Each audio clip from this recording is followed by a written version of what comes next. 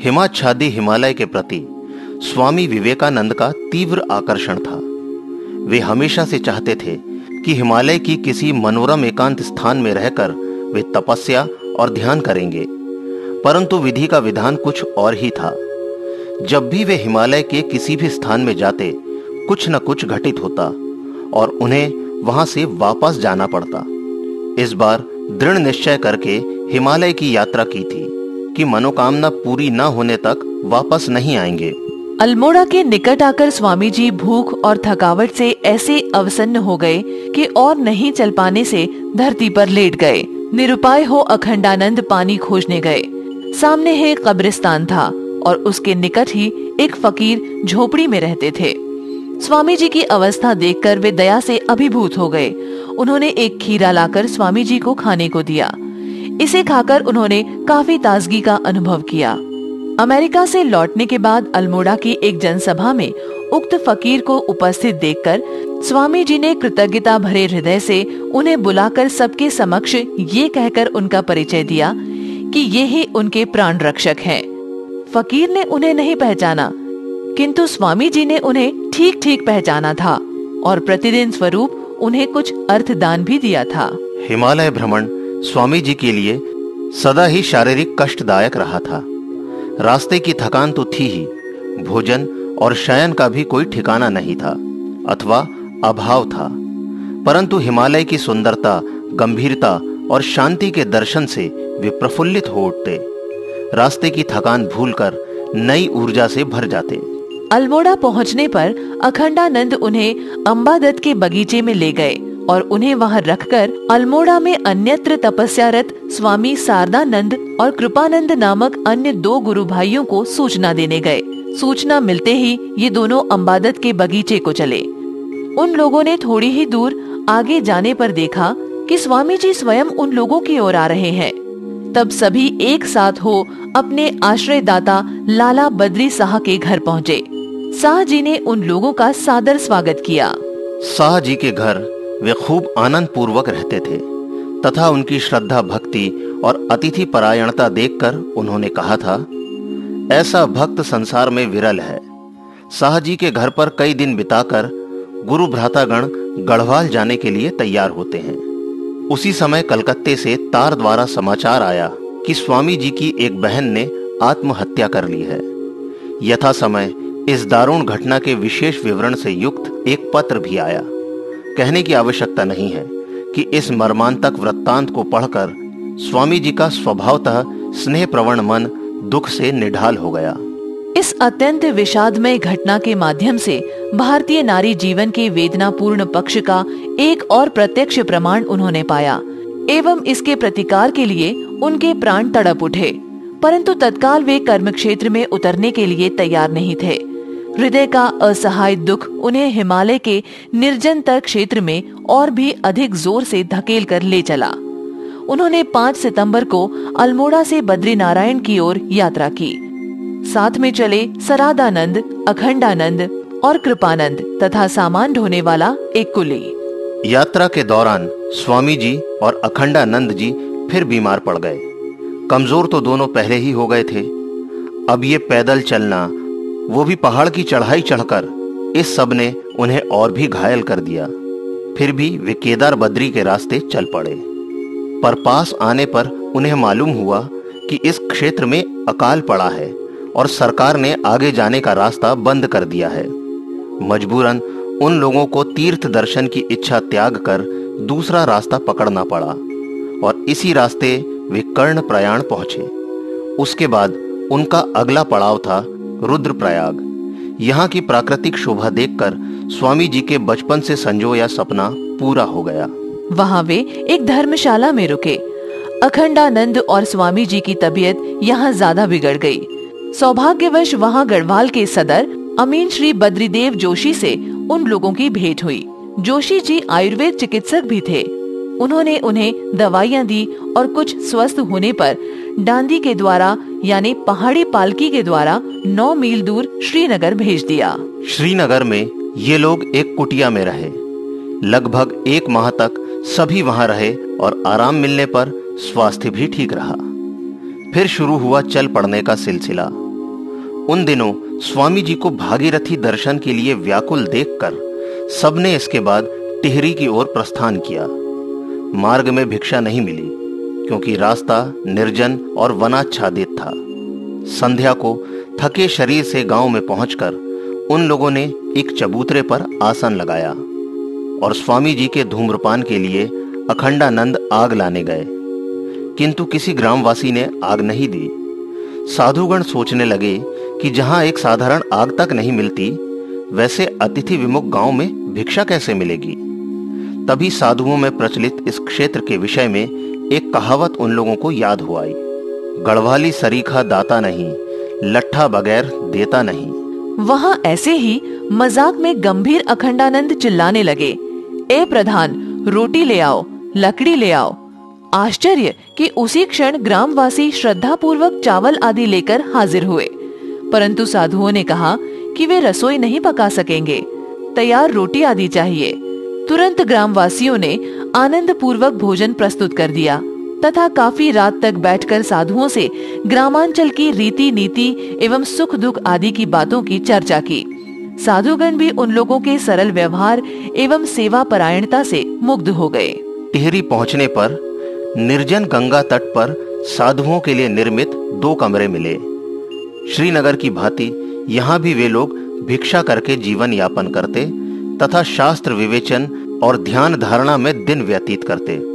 यहाँ स्वनाम धन्य पंडित हरप्रसाद शास्त्री और श्री रघुनाथ भट्टाचार्य से स्वामी जी का परिचय हुआ। भट्टाचार्य महोदय टिहरी राज्य के दीवान थे। उन्होंने गणेश प्रयाग में गंगा और विलांगना नदियों के संगम पर स्वामी जी की साधना के लिए एक कुटी बना दी थी, किंतु स्वामी जी वहां रहने का सुयोग प्राप्त नहीं कर सके। अखंडानंद जी कुछ दिनों तक सर्दी, खांसी, बुखार आदि से पीड़ित रहे थे। अब स्थानीय डॉक्टर ने कहा कि उन्हें ब्रोंकाइटिस होने की संभावना है। पहाड़ की ठंडी जलवायु से व्याधि और बढ़ जाएगी, खासकर शीत ऋतु आने ही वाली है, इसलिए वे लोग जितनी जल्दी नीचे उतर जाएं, उतना ही शुभ है। इन सब शंकापूर्ण बातों को सुनकर और गुरु भ्राता के कल्याण की बात सोचकर स्वामी जी ने अपनी तपस्या के संकल्प का परित्याग कर प्रायः 15-20 दिनों तक टिहरी में रहने के बाद देहरादून जाने का निश्चय किया। यात्रा के पूर्व स्वामी जी ने दीवान जी से मिलकर सारी बातें समझा दी और बता दिया कि भविष्य में फिर अवकाश मिलने पर वे उनकी सुव्यवस्था का उपयोग करेंगे। दीवान जी ने सारी बातें सुनकर अखंडानंद की चिकित्सा के लिए देहरादून के सिविल सर्जन के नाम एक पत्र लिख कर दिया और स्वामी जी एवं स्वामी अखंडानंद को मसूरी तक ले जाने के लिए 2 घोड़ों की व्यवस्था कर दी। इसके अतिरिक्त उन लोगों के पथ्य की अन्यान्य व्यवस्था भी कर दी। उसके बाद सभी देहरादून को चले। यहाँ भी स्वामी जी के जीवन की उसी पुरानी बात की पुनरावृत्ति हम देखते हैं। वे जब भी तपस्या में डूब जाना चाहते, तभी विघ्न उपस्थित हो जाता। इसी से स्वामी अखंडानंद ने एक अवसर पर लिखा था, मैंने स्वामी जी को असंख्य बार ये कहते सुना है कि जब भी उन्होंने निर्जन नीरव साधना में लीन हो जाने का प्रयास किया है, तभी घटनाक्रम के दबाव में पड़कर उन्हें साधना छोड़नी पड़ी है। वे जानते थे कि श्री रामकृष्ण ने उन पर गुरु भ्राताओं के संरक्षण का जो भार सौंपा है, उस दायित्व पालन की तुलना में उनकी तपस्या भी तुच्छ है। मसूरी से नीचे उतरकर जब वे राजपुर होकर जा रहे थे, तब दूर में एक साधु को देखकर उन्हें लगा कि ये उन्हीं लोगों के गुरु भ्राता स्वामी तुरानंद होंगे। विश्वास पूर्वक उन लोगों ने उन्हें जोरों से नाम लेकर पुकारा तथा उनके समीप आने पर देखा, ये तो सचमुच ही स्वामी तुरानंद हैं। ये उन दिनों राजपुर में तपस्यारत थे। अप्रत्याशित रूप से दीर्घकाल के उपरांत भेंट होने से सभी आनंदित हुए और कुशल मंगल आदि पूछने के बाद अनेक प्रकार की वार्ताओं में डूब गए। उस समय नवरात्र का मात्र 1 दिन बचा था। स्वामी तुरानंद सहित सबने यथासंभव शीघ्र देहरादून आकर सर्वप्रथम सिविल सर्जन श्री मैक्लारेन से मिलकर रघुनाथ बाबू द्वारा उनके नाम दिया गया परिचय पत्र उन्हें दिया। पत्र पढ़कर और स्वामी जी से धर्म के संबंध में बातचीत कर डॉक्टर बहुत प्रसन्न हुए और उन्होंने बड़े यत्न के साथ स्वामी अखंडानंद की छाती की परीक्षा कर कहा, अब किसी भी स्थिति में पहाड़ पर नहीं चढ़िएगा, बहुत दिनों तक समतल प्रदेश में रहकर भली भांति चिकित्सा कराइए। अब समस्या ये खड़ी हुई कि देहरादून में ठहरेंगे कहाँ? वहाँ कोई परिचित तो है नहीं। स्वामी जी स्वयं घर घर जाकर आश्रय की भीख मांगने लगे, किंतु कहीं जगह नहीं मिली। फिर वे जगह खोजते रहे। बहुत प्रयास करने के बाद अंत में साधुओं ने एक नव निर्मित एवं अधूरे बने मकान में आश्रय पाया, किंतु जमीन पर सोना अनुपयुक्त था और खाने पीने की भी कोई व्यवस्था नहीं थी। इसलिए उन लोगों ने खाट पर सोने और भिक्षात्र मात्र से जीवन यापन करने का निश्चय किया, किंतु कमरा इतना सीलन भरा था कि रोगी के लिए वहां रहना हानिकर था। कम से कम अखंडानंद के लिए दूसरा आवास चाहिए। ऐसी विकट समस्या के सामने होने पर स्वामी जी यहाँ वहाँ घूम रहे थे। ऐसे समय दैव योग से उनके जनरल असेंबली कॉलेज के सहपाठी हृदय बाबू नामक एक सज्जन से उनकी भेंट हुई। वे एक स्थानीय विद्यालय के शिक्षक थे। वे अखंडानंद का भार लेने को राजी हुए। तदनुसार अखंडानंद के वहां जाने पर भी बचपन से ही एक दूसरे प्रकार के परिवेश में पाले पोसे जाने के कारण उनके लिए इस घर का अभिनव आचार व्यवहार आदि असह्य हो उठे। अतः वे पहले वाले मकान में ही लौट आए। स्वामी जी ने सारी बातें सुनकर कहा, ठीक किया, परंतु वहां रोगी को रखा तो नहीं जा सकता था। अतएव वे फिर मकान ढूंढने निकले और पंडित आनंद नारायण नामक एक कश्मीरी जो स्थानीय वकील थे, उनकी सहायता उन्हें मिली। उन्होंने एक छोटे से किराए के मकान में अखंडानंद को रहने दिया और उनके लिए गर्म कपड़े तथा पथ्य आदि की व्यवस्था की। इस प्रकार देहरादून में 3 सप्ताह व्यतीत करने और अखंडानंद की बीमारी समाप्त होने के बाद स्वामी जी ने उन्हें इलाहाबाद में एक रात्रि में एक मित्र के घर चले जाने का परामर्श दिया तथा कृपानंद के ऊपर उनकी सेवा का भार देकर अन्य 2 गुरु भ्राताओं शारदानंद और तुरानंद के साथ ऋषिकेश की यात्रा की। ऋषिकेश में चंडेश्वर महादेव के मंदिर के सन्निकट पर्ण कुटीर में आश्रय लेकर भिक्षात्र से उदरपालन और गंगावारी से प्यास मिटाते हुए साधुगण हिमालय के पदप्रांत में स्थित इस सुप्राचीन तपस्या भूमि में भगवत चिंतन में निमग्न हो गए। स्वामी जी की तपस्या कामना ने मानो तृप्ति का मार्ग ढूंढ लिया। सभी विषयों में अनुकूल परिवेश होने पर भी ऋषिकेश उन दिनों मलेरिया आदि रोगों की विचरण भूमि था और समीप में चिकित्सा की व्यवस्था भी नहीं थी। अतएव दीर्घ काल तक वहां रहकर तपस्या करने की स्वामी जी की जो आकांक्षा थी, उसमें शीघ्र ही बाधा आ खड़ी हुई।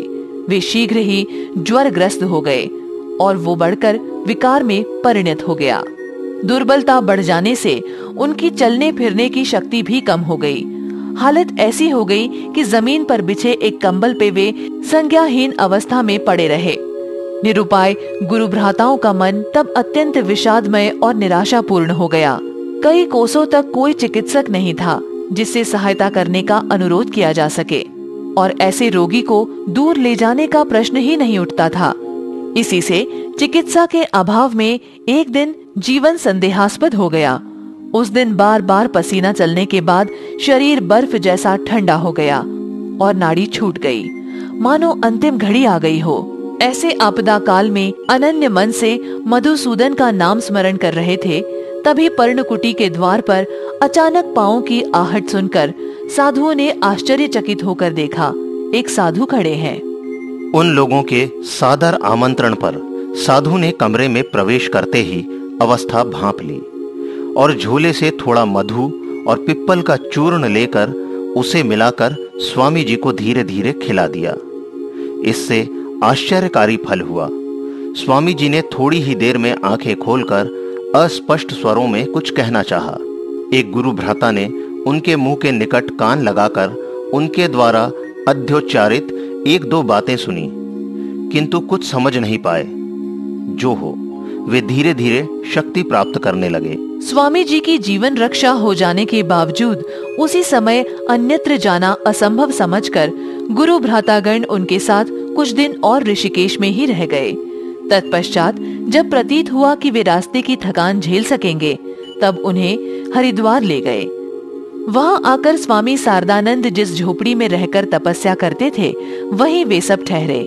इसी बीच टिहरी के दीवान पूर्व परिचित श्री रघुनाथ भट्टाचार्य टिहरी राज्य के राजा के साथ अजमेर के मेयो कॉलेज जाने के मार्ग में हरिद्वार आए। वहां उन्हें ज्ञात हुआ कि एक विद्वान साधु वहां बीमार है। दर्शन करने आने पर उन्होंने पहचाना कि यही उनके पूर्व दृष्ट स्वामी जी हैं। उन्होंने झोपड़ी की मरम्मत के लिए कुछ रुपए दिए और दिल्ली जाकर एक हकीम से चिकित्सा कराने के लिए हकीम के नाम एक परिचय पत्र भी दिया। फलतः झोपड़ी की मरम्मत हुई। स्वामी ब्रह्मानंद उस समय कनखल में तपस्यारत थे। उनकी भी सभी से मुलाकात हुई। हरिद्वार से वे सब सहारपुर गए। वहां श्रीयुत बंकू बिहारी चट्टोपाध्याय से उन लोगों ने भेंट की। श्री चट्टोपाध्याय ने ये परामर्श दिया कि मेरठ जाने पर स्वामी जी हर प्रकार की सुविधा पा सकते हैं।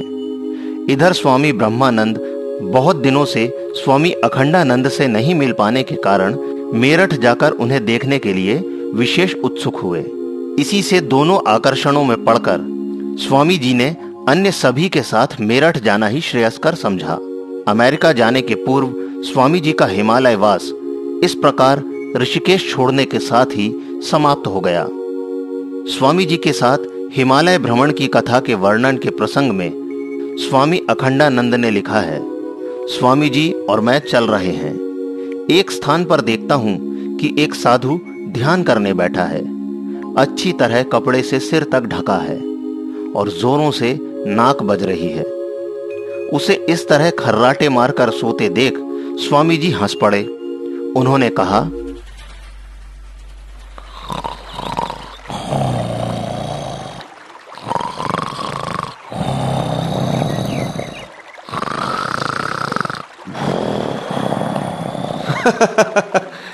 इसे देखो, इसे जरा धक्का तो दो।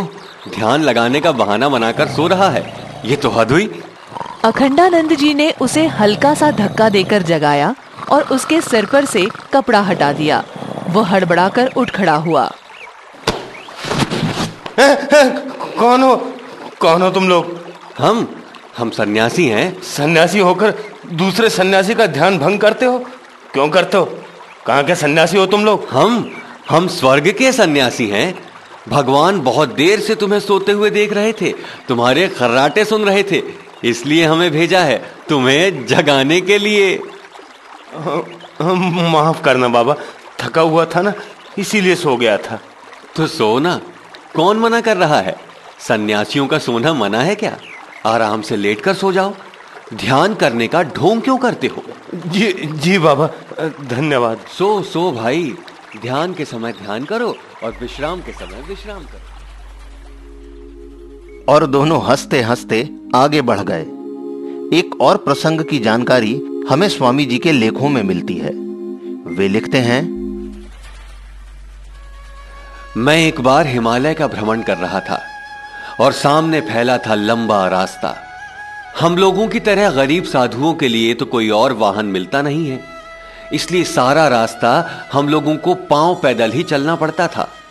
हम लोगों के साथ एक वृद्ध साधु थे। पहाड़ी रास्ते की चढ़ाई उतराई कर 100 मीलों तक वे चले थे।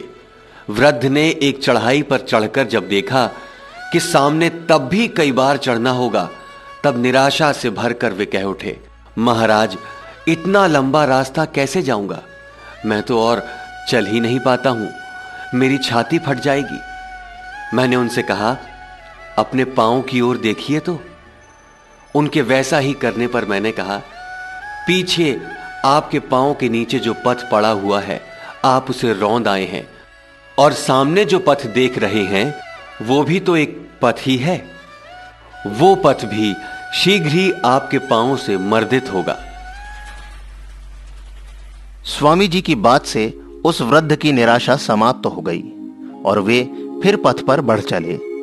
एक और साधु का दर्शन उन्हें हुआ था, जिसकी सौम्य मूर्ति और पवित्र आचार व्यवहार देखते ही वे समझ गए थे कि ये साधु अनुभूति के क्षेत्र में निश्चय ही बहुत ऊपर उठे हुए हैं। फिर उनसे वार्तालाप करने पर उन्हें जिस तथ्य का ज्ञान हुआ, उससे उनके आश्चर्य की सीमा न रही। उन्हें ज्ञात हुआ कि यही व्यक्ति एक बार पवहारी बाबा का सामान चुराकर जब भाग रहा था, उसी समय पवहारी बाबा जाग गए थे और चोर सामान फेंककर भागने लगा। तब पवहारी बाबा ने उस सामान को लेकर उस चोर का पीछा किया और बहुत दूर जाने पर उसे पकड़कर उसके हाथों में सारा सामान सौंपकर वे लौट आए। स्वामी जी ने पहले ही गाजीपुर में इस घटना के विषय में सुना था। अब सामने बैठे साधु के अपने मुंह से ये वृत्तांत सुनकर तथा किसी महापुरुष के संस्पर्श से मनुष्य का मन किस प्रकार बदल जाता है, किस प्रकार एक चोर महापुरुष में परिणत हो जाता है, इसका प्रत्यक्ष प्रमाण पाकर उनका चित्त एक महापुरुष के महात्म्य के प्रति और मानव मन के अंतर्निहित देवत्व के प्रति श्रद्धा से भर गया। साधु ने कहा, बाबा जी ने जब मुझे नारायण ज्ञान से उदारता पूर्वक अपना सर्वस्व सौंप दिया, तब मैं अपनी भूल और हीनता समझ सका और तब से सांसारिक ऐश्वर्य का त्याग कर पारमार्थिक ऐश्वर्य की खोज में घूमने लगा। बहुत रात तक इस साधु के साथ स्वामी जी की बातचीत हुई और वे निश्चय पूर्वक समझ गए कि इस व्यक्ति को सत्य की प्राप्ति हो गई है। इसके पश्चात भी कई दिनों तक उनके मन में ये आश्चर्यपूर्ण घटना बारंबार उभर आया करती थी। वस्तुतः आजीवन उन्होंने इसे याद रखा था। हिमालय भ्रमण के क्रम में किसी एक समय स्वामी जी एक तिब्बती परिवार में रह रहे थे। उस देश की प्रथा के अनुसार उन लोगों की नारियां एक ही समय में अनेक स्वामियों की पत्नी हो सकती हैं। उसी प्रथा के अनुसार उस परिवार के 6 भाइयों की केवल एक ही पत्नी थी। स्वामी जी ने स्वभावतः इस विभत्स आचार की निंदा की थी और इसके विरुद्ध अनेक तर्क भी प्रस्तुत किए थे, परंतु जिस भाई से बातचीत हो रही थी उसने चिढ़कर प्रतिप्रश्न किया, स्वामी जी, साधु होकर भी आप दूसरों को कैसे ऐसा स्वार्थ परायण होने को कहते हैं? ऐसी वस्तु का केवल मैं ही भोग करूंगा, दूसरा कोई नहीं। ऐसा विचार क्या निंदनीय नहीं है? हम क्यों ऐसे स्वार्थ परायण होते जाएंगे कि हर व्यक्ति एक ही स्त्री रखेगा? सभी भाई सभी वस्तु समान भाव से पाएंगे, यहाँ तक कि स्त्री तक। ऐसा युक्तिहीन सारहीन लगने पर भी स्वामी जी ऐसी सरलता देखकर मुग्ध हो गए और उन्होंने समझा कि प्रत्येक कार्य के अच्छे बुरे 2 पक्ष हैं।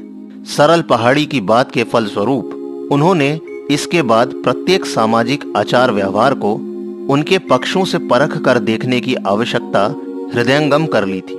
हिमालय छोड़ने के बाद साधु वृंद हरिद्वार और महापुरुष होते हुए मेरठ पहुंचे और डॉक्टर त्रैलोक्यनाथ घोष के घर स्वामी अखंडानंद को देखने गए।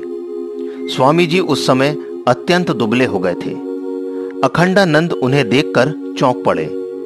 तय हुआ कि स्वामी जी वहां रहकर इलाज करवाएंगे।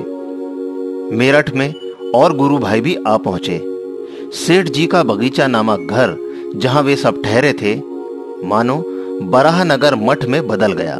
धीरे धीरे विवेकानंद को लगने लगा कि गुरु भाईगण उनके ऊपर कुछ ज्यादा ही निर्भरशील होते जा रहे हैं। उन्हें लगा कि उनके साथ ज्यादा दिन रहने पर वे सब उनके मुखापेक्षी हो जाएंगे और उन्होंने उन सब से अलग होने का मन बना लिया। उन्हें ये माया का बंधन तोड़ना था।